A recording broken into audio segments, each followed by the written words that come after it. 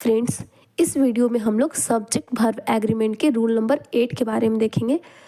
तो चलिए देखते हैं ये रूल क्या कहता है।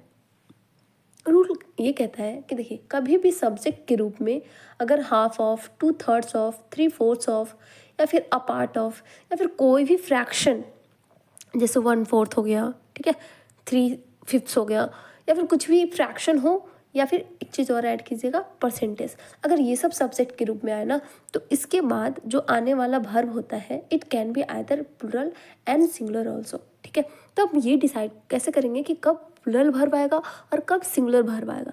ठीक है, तो ये कैसे डिसाइड होगा, तो ये डिसाइड होगा इसके बाद जो आने वाला नाउन है वो डिसाइड करेगा कि हमारा वर्ब प्लूरल आएगा या फिर सिंगुलर आएगा।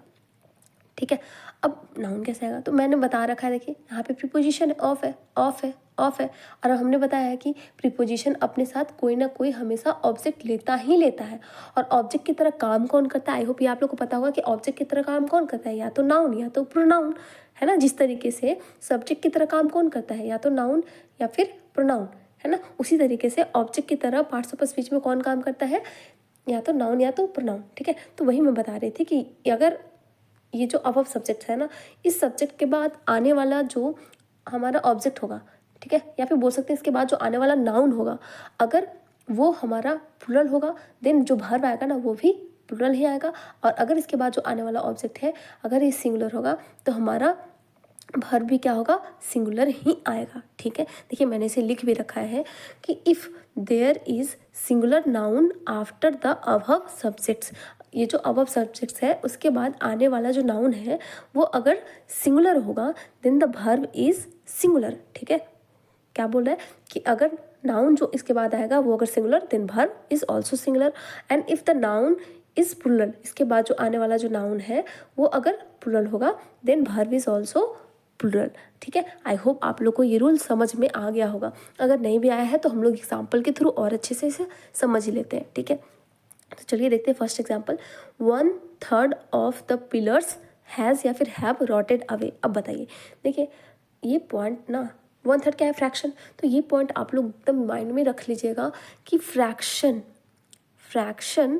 एंड परसेंटेज, फ्रैक्शन और जो परसेंटेज है ना, it can't be the subject of any sentences. ठीक है, फ्रैक्शन और परसेंटेज जो है वो कभी भी सेंटेंस का सब्जेक्ट की तरह काम नहीं कर सकता है। ठीक है, तो कौन काम करेगा, तो मैंने बताया अभी कि इसके बाद जो फ्रैक्शन के बाद या फिर जो परसेंटेज है उसके बाद जो आने वाला जो ऑब्जेक्ट है ना वो डिसाइड करेगा कि हमारा जो वर्ब है वो क्या आएगा, सिंगुलर आएगा या फिर प्लूरल आएगा। जैसे यहाँ पे देख सकते हैं कि 1/3 ऑफ पिलर्स। अब पिलर्स क्या है, देखिए ये नाउन है।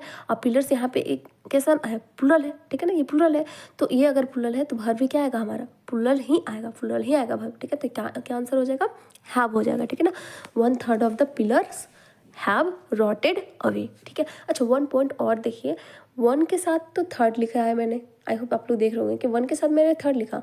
ठीक है, 1 के साथ थर्ड आएगा, ओके, बट वही 2 के साथ या फिर 3 के साथ इसके साथ क्या आएगा, थर्ड्स आएगा। ठीक है ना, जैसे यहाँ पे देख सकते होंगे मैंने लिखा है कि 3/4। ठीक है, लेकिन 1 के साथ क्या लिखा है, 1/3।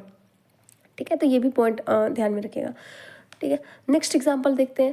देखिए 40% ऑफ द स्टूडेंट्स इज या फिर आर एब्सेंट। अब देखिए 40% क्या है, ये परसेंटेज है। और मैंने बताया कि कभी भी जो है वो फ्रैक्शन एंड परसेंटेज जो है वो किसी भी सेंटेंस का मेन सब्जेक्ट नहीं हो सकता है। तो मेन सब्जेक्ट कौन है यहाँ, स्टूडेंट। स्टूडेंट जो है ये हमारा मेन सब्जेक्ट है।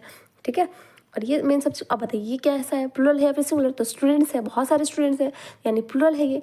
तो क्योंकि ये प्लूरल है तो इसके बाद जो आने वाला ऑब्जेक्ट है या फिर नाउन जो है वो अगर प्लूरल है तो वर्ब भी क्या आएगा, प्लूरल ही आएगा। तो आंसर क्या हो जाएगा, आर हो जाएगा। ठीक है ना, 40% of the students are absent. ठीक है, नेक्स्ट एग्जाम्पल इसे देख लेते हैं, क्या है, a part of the work has या फिर हैव बीन कंप्लीटेड। अब बताइए, देखिए अ पार्ट ऑफ, ये भी इस सब्जेक्ट का पार्ट है, तो अगर ये अ पार्ट, ये तो सेंटेंस का सब्जेक्ट की तरह काम करेगा नहीं, तो कौन होगा, इसके बाद आने वाला नाउन। नाउन क्या है, ये हमारा सिंगुलर है। ठीक है, तो वर्ब भी क्या आएगा, सिंगुलर ही आएगा। तो आंसर क्या हो जाएगा, हैज़ हो जाएगा। सो आई होप आप लोग को ये रूल अच्छे से समझ में आया होगा। एक पॉइंट बिल्कुल ये ध्यान में रखिएगा कि फ्रैक्शन, मेन पॉइंट इसमें इस रूल में यही है ना कि फ्रैक्शन एंड परसेंटेज कभी भी सेंटेंस का सब्जेक्ट की तरह काम नहीं कर सकता है। तो कौन करेगा सेंटेंस का सब्जेक्ट की तरह काम? तो उसके बाद जो आने वाला जो नाउन होगा ना वो सेंटेंस के सब्जेक्ट की तरह काम करेगा। आई होप ये रूल आप लोग को क्लियर हो गया होगा। आप लोग को वीडियो थोड़ा भी अच्छा लगे तो प्लीज़ इसे लाइक, सब्सक्राइब एंड शेयर कीजिएगा। Thank you.